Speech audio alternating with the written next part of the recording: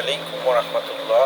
বন্ধুরা, কেমন আছো তোমরা সবাই? আশা করি ভালো আছো। আমি মোহাম্মদ হাবিবুর রহমান রানা, কক্সবাজার থেকে হোটেল ওশান প্যালেস থেকে বলছিলাম।